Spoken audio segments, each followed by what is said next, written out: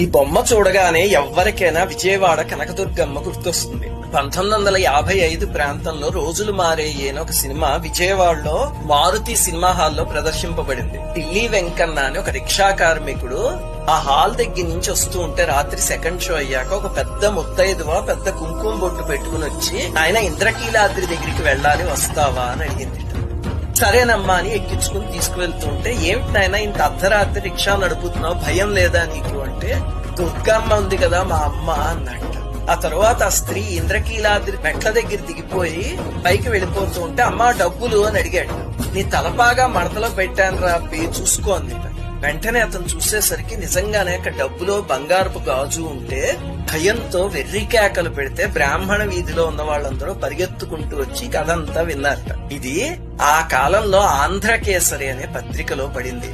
ఆ గాజు బొమ్మలతో సహా వేశారు.